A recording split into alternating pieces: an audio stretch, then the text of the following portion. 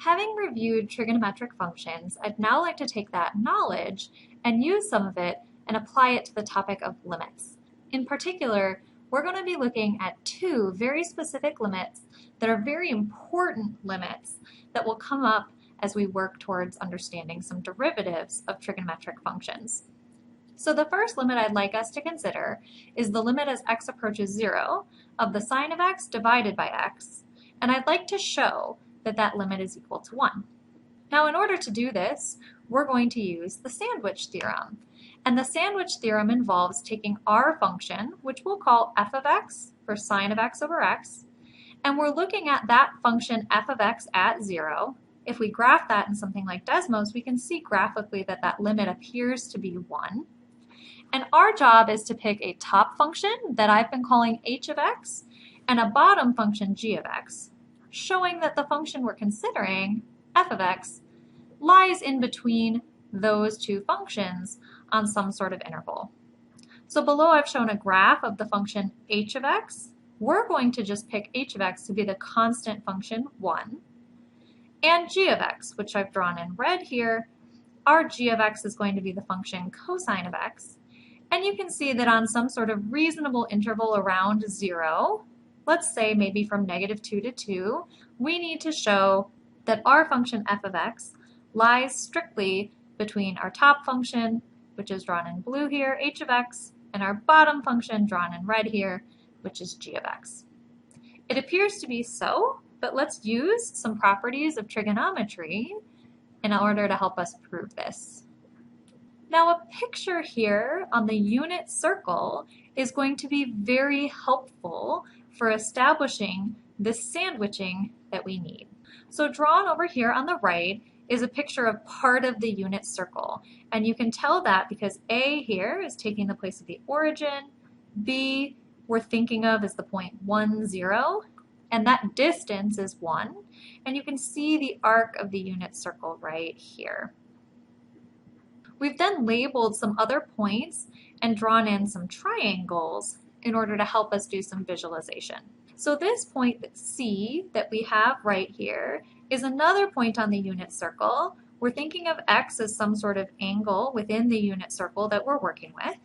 And as we've discussed, the y-coordinate of the point C is the sine of the angle x. What we can see very clearly from our picture is that we've got 3 regions that will be of particular interest to us. We've got triangle ABC, that's one of our regions. We've then got a wedge of the circle, that's this region that's shaded in blue here. It's again something to do with ABC, except instead of the triangle ABC with this straight line connecting B and C, we want the wedge of the circle that arcs between B and C right here. And last but not least, we'll be considering the triangle ABD with this point outside the unit circle here being D, extending the line connecting A and C. And we can see just very easily graphically that the area of the triangle ABC is less than the area of the wedge of the circle that corresponds with A, B, and C. Similarly, we can see from our good picture that the area of the wedge of the circle is less than the area of triangle ABD, where all of those things are clear just based on the picture and what's contained within what. So up next, we'd like to come up with formulas for what is the area of triangle ABC, what is the area of the wedge of the circle, and what is the area of triangle ABD. Any triangle has area described by 1/2 the length of the base times the height, and we can see in triangle ABC here that the length of the base, which is from A to B, is 1, and then we need that 1/2 multiplier, and the height of triangle ABC is given by the sine of x. So altogether, the area of triangle ABC is 1/2 the sine of x. Now the wedge of the circle, we're thinking of x as being measured in radians. And if you want to work with an example, if you want something like 90 degrees, which would be a quarter of a circle, 90 degrees is given by the radian measure of pi over 2. And if we were working in the unit circle, that would have area pi over 4. So when we're looking to find the area of the wedge of a circle, you take the angle measure of the wedge, measured in radians, and divide it by 2, and that gives you the area of the wedge as a proportion of the circle. So the wedge that we're considering, the wedge ABC, that blue shaded region, has area x over 2. Now last but not least, we're considering triangle ABD. We see that the length of the base of that triangle is 1, so that's not in question.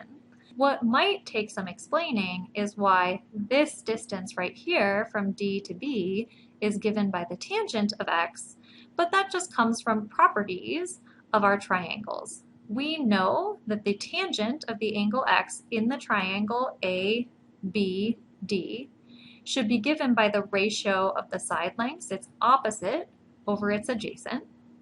And here, from A to B, the adjacent side length is 1.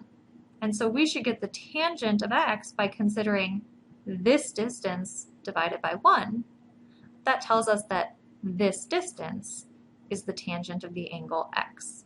So if we believe that the height of triangle ADB is truly the tangent of x, we just use that formula for the area of a triangle again, 1/2 times the base length, which is 1, times the height of the triangle, which is the tangent of x. So once we have expressions for the areas of these three regions, we're able to come up with the following inequality. The area of triangle ABC is 1/2 the sine of x. That's got to be less than or equal to the area of the wedge, which is given by x over 2, which has got to be less than or equal to the area of triangle ABD, which is 1/2 the tangent of x. So starting with that inequality and dividing everything by the expression over here on the left-hand side, 1/2 sine of x, we end up getting 1 less than or equal to x over the sine of x, less than or equal to 1 over the cosine of x. Note that whenever we divide inequalities by something, we should be concerned about if the thing we divided by was a negative number, because in that situation we would have to switch our inequalities. But the way we've drawn the picture in this first quadrant over here, x is positive, sine and cosine, all things of that angle measure, are also positive numbers, so we don't have to worry about switching inequality signs around here. Also notice that this right-hand side over here is left with a cosine of x. We're using the fact that the tangent of x is equal to the sine of x divided by the cosine of x. Then because we divided by sine of x everywhere, the sine part is canceling away, and that cosine x is left in the denominator. Now notice that everything we have here is relevant to the problem. We had a 1 for our h of x function originally. We had a plain old cosine of x for our g of x function here. And the limit we're actually supposed to be considering is the reciprocal of this x over sine of x over x. So we have everything we're looking for in this inequality, but it's all upside down, so to speak. So what we need to do is say that when we have an inequality, something like a less than or equal to b less than or equal to c, and what we actually want is an inequality about 1 over a, 1 over b, and 1 over c, we can get that by reciprocating everything and changing around the inequality signs. So that's what we've done to go from here to here, is we've reciprocated everything and then switched our inequality signs around the other way. Very briefly, if you're thinking of an example to see why that holds, think about the fact that 3 is less than 5, but when I reciprocate and I look at 1/3 and 1/5, 1/3 is greater than or equal to 1/5. So when we have one number that's bigger than another number and we reciprocate, its reciprocal becomes smaller than the reciprocal of the other. And that fact is at play here. And that fact, along with this picture that tells us about areas, is all that we need in order to get the inequality we were looking for from the Sandwich Theorem.